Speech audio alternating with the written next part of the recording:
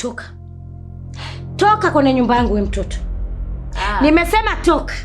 Vingine ni vya kwangu mimi mwenyewe na mwanangu, wewe hayakuhusu. Muangalie na wigi lake utafikiri ganda la kabichi. Ovyo mtu mzima, ovyo. Yeye anakuja ndani ya nyumba yangu. Hananitusi, hananitukana. Dunia ya maisha. Dunia ya maisha. Dunia ya maisha. Dunia ya maisha.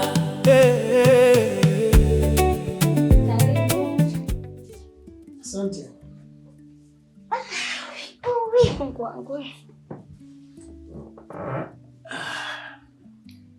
Vipi baba? Salama tu. Sijui unaendeleaje mama? Tunashukuru, sijui wewe huko. Namshukuru Mungu anatusaidia.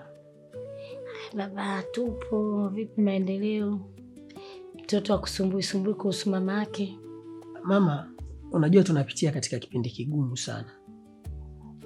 Na ni vigumu kuielezea hii hali jinsi ilivyo, lakini Mungu atasaidia, kila kitu kitakaa sawa. Kweli kabisa. Ndio maana mimi nikaamua nimchukue mtoto ili nikupunguzie baadhi ya majukumu mwanangu. Aswa. Unachosema ni kweli mama. Lakini pia mimi nimekuwa nikifuatilia shuleni.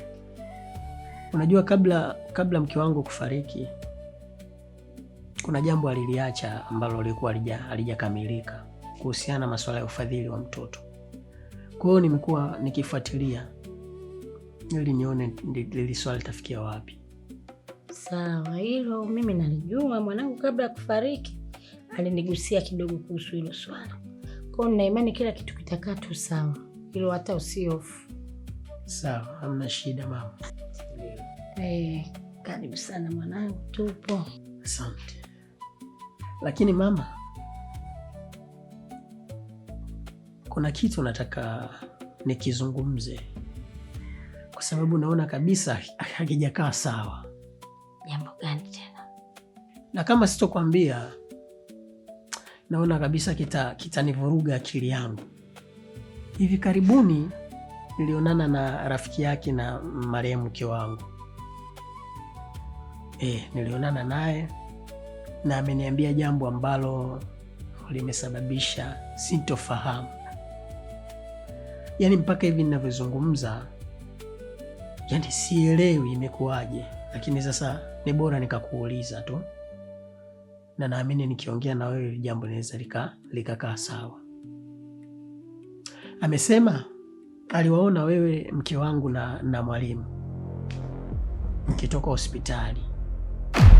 Mimi? Na ameniambia hivyo, na ukizingatia mama yangu mimi sikuwa karibu kipindi cha ugonjwa wa mke wangu pale hospitali. Sasa hiki kitu kinanichanganya, ni nini? Umeelewa? Umeelewa?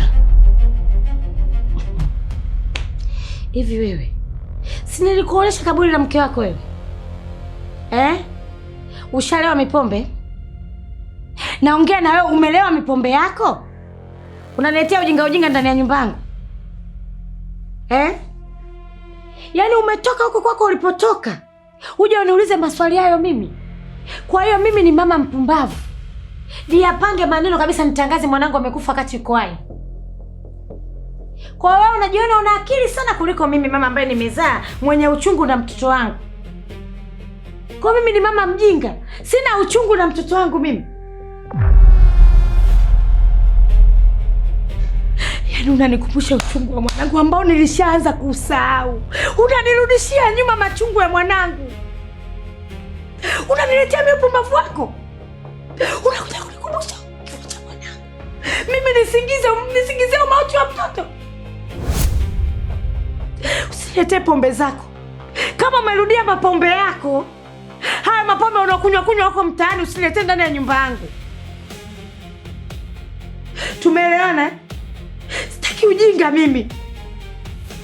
Sitaki kabisa upumbavu wako, mipombe yako akijinga unaokunywa. Unakuja hapa umelewa, unakuja kuongea maneno ambayo hayaeleweki. Sitaki. Tuheshimiane mtoto. Nitolee ujinga wako. Niondolee ujinga wako ndani ya nyumba yangu. Sitaki. Nishaanza kusahau mimi.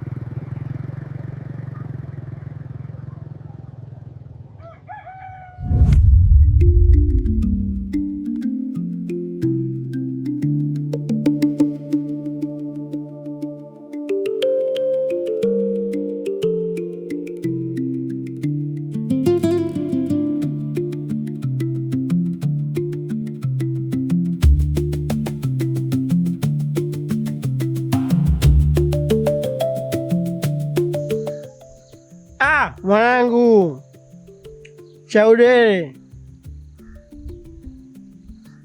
hivi mwanangu, wewe ukiwa mkubwa unataka kuwa kama nani? Nani? Kama Nandi. Oh. Mwanangu unataka kuwa kama Nandi? Hebu tabasamu basi kidogo. Hapo safi. Sasa hapo kwenye ile milioni 7 ya mali naongeza 2 ya tabasamu, inakuwa 9. Mjinga yoyote akija hapa kubageni pita hivi, sawa nangu Tabasamu basi, wakija wabageni kule. Umekucha.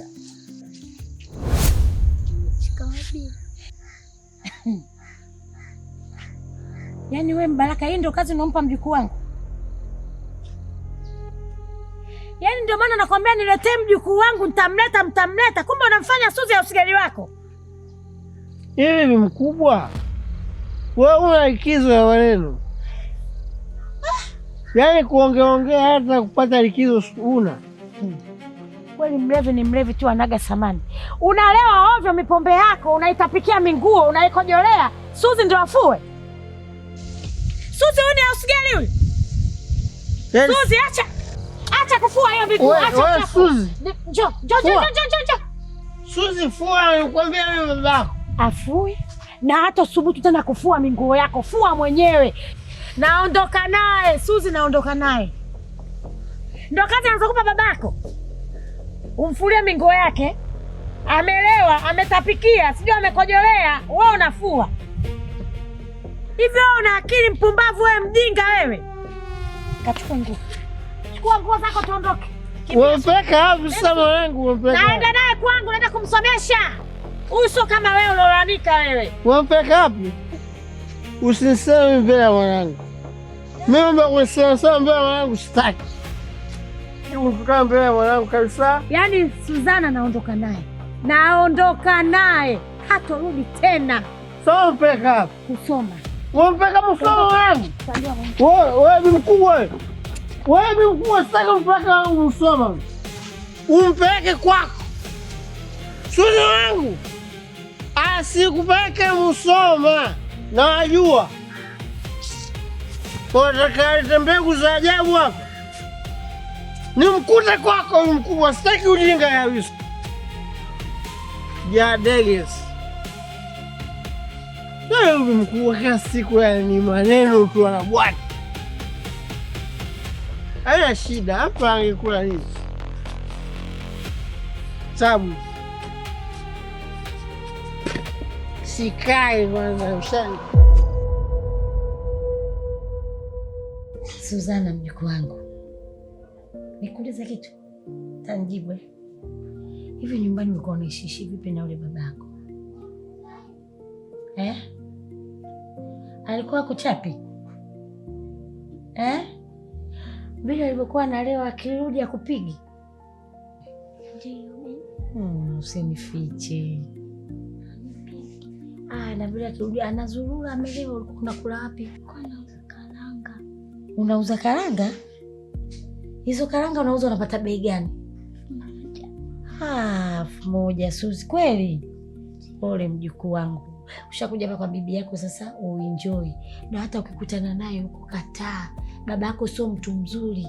Babako mlevi, yani hajitambui. Hakupendi hata kidogo. Umesikia? Ukikutana naye akikuita Suzi njoo, kataa. Kama bibi yako hapa hayupo, nenda nyumba ya pili hapo kwa kina Rose kajifiche. Umesikia? Babako sio mtu mzuri. Umesikia? Hapa ushakuja kwa bibi yako uwe na furaha. Unachokitaka niambie. Niambie unataka nini kununulie. Umepata kikile? Umepata? Askrimu nitakununulia, ukitaka na chokoleti na kununulia. Kingine chochote unachokitaka wewe sema. Umesikia? Mimi ninachotaka uchangamke. Uchangamke, yani uwe na furaha, utoke nje ucheze na wenzio kina Rose kina Makona, mwe mnacheza cheza. Umesikia? Halafu kingine hapa nataka kununulia viatu vya shule, begi la shule, uende shule na madaftari. Si unajua kusoma? Ndiyo. Kweli? Sasa haya. Mjukuu wangu huyo. Nimefurahi jamani. Unataka kuku au mayai? Mayai. Nitakununulia chips. Mayai mangapi? 1. Wewe yai moja unakulaje? Sema mayai 3 bibi. Sema mayai 3. Mayai 3. Cheka mjukuu wangu. Cheka basi. Unaona unavocheka kama ninavocheka mimi tulivyofanana. Suzi.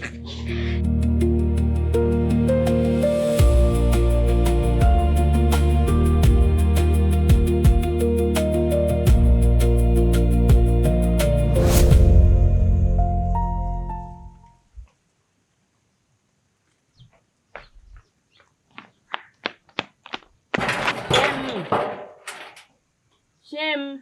Naam. Nakuja. Fanya haraka. Shem. Yuko wapi mwanangu?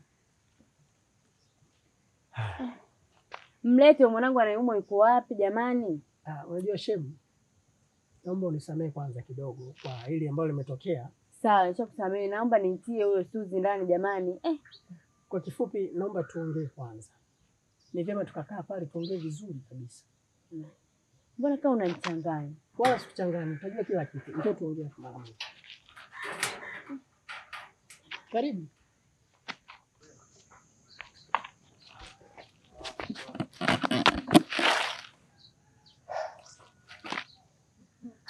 Sameji, naomba uniwie radhi. Imenibidi nitumie njia hii ili tuweze kuzungumza. Na nimeona kwamba wewe una taarifa muhimu sana. na ukizingatia kipindi hiki mimi nipo kwenye sintofahamu. Nadhani unakumbuka ile siku tulokutana ukaniambia kuhusu kumuona mke wangu hospitali akitoka na mwalimu na mama.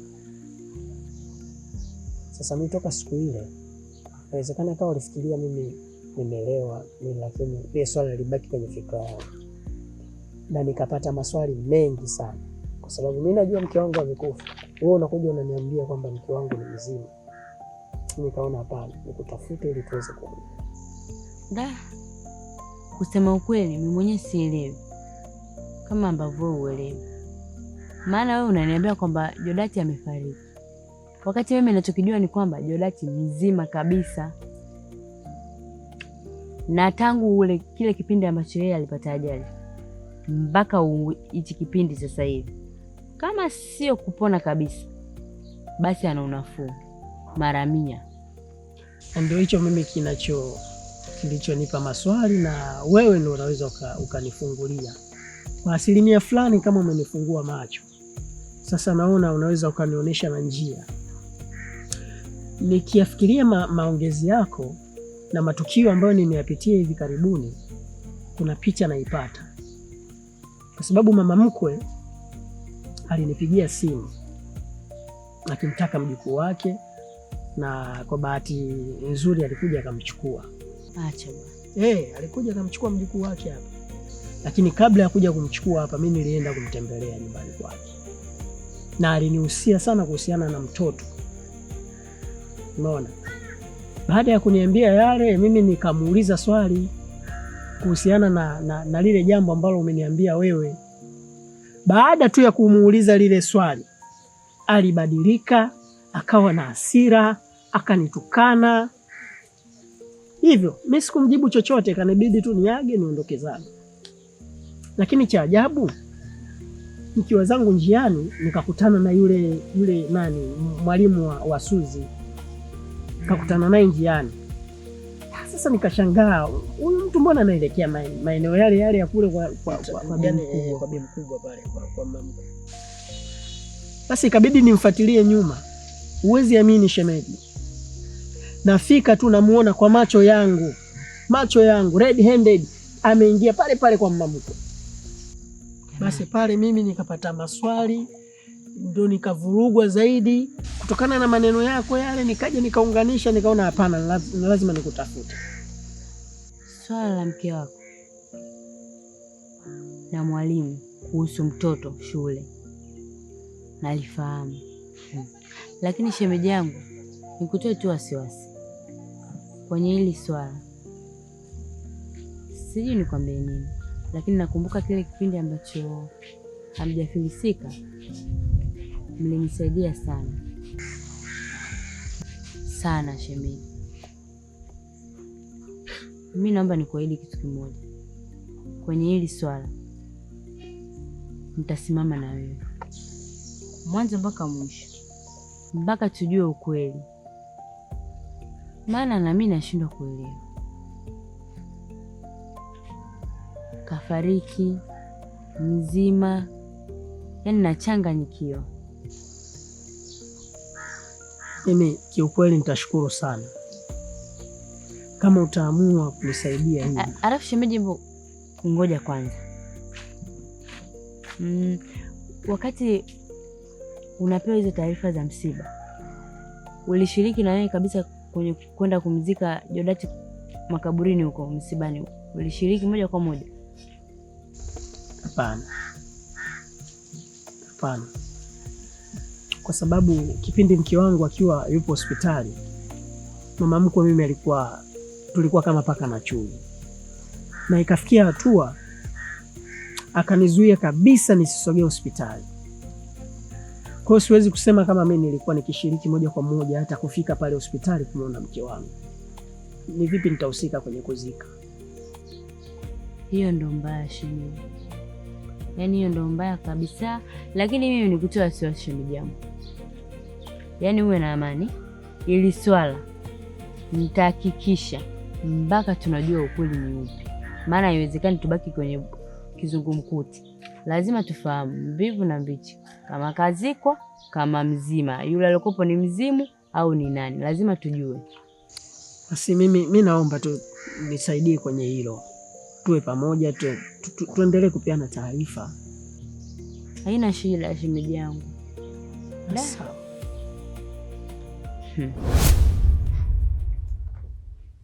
Vipi?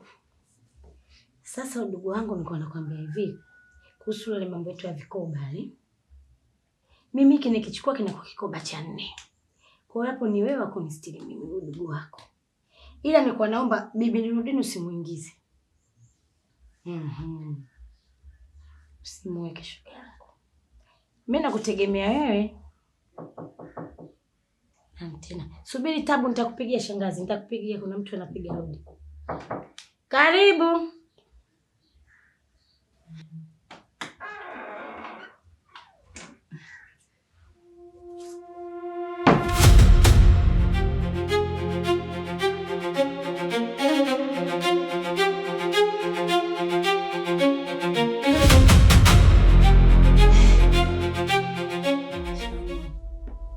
Marahaba. Yaani Jodati anaendeleaje? Nakumbuka niliona pale mnatoka hospitali. Hasa tangu ile siku mama nilikopo nimetingwa na kazi zangu, yaani pale kazini mambo yalikuwa mengi. Ndio maana ukaona kimya, sijaweza kuja kumuona. Vipi lakini anaendeleaje? Hivi wewe si ulikuwa rafiki wa Jodati wewe? Rafiki yangu. Sasa kilichokufanya usije hapa nyumbani kwa mama yake kuuliza ukweli wote, ukaamua kuyasambaza maneno ya umbea ambayo mwenyewe umejaza kwenye kichwa chako kuwa mwanangu yuko hai, ni nini? Ni maneno gani ambayo mimi nimesambaza? Sijasambaza taarifa zozote, na ndio maana unaniona nimekuja hapa ili wewe uniambie ukweli. Maana yake mwenyewe nashindwa kuamini kuhusu Jodati yuko hai, amefariki, yani hapa mwenyewe nachanganyikiwa, nashindwa kuelewa. Hebu naomba uniambie ukweli mama. Toka kwenye nyumba yangu wewe mtoto. Nimesema toka. Hivi wewe mama, wewe ni mama wa aina gani jamani? Mimi unajua unanichanganya.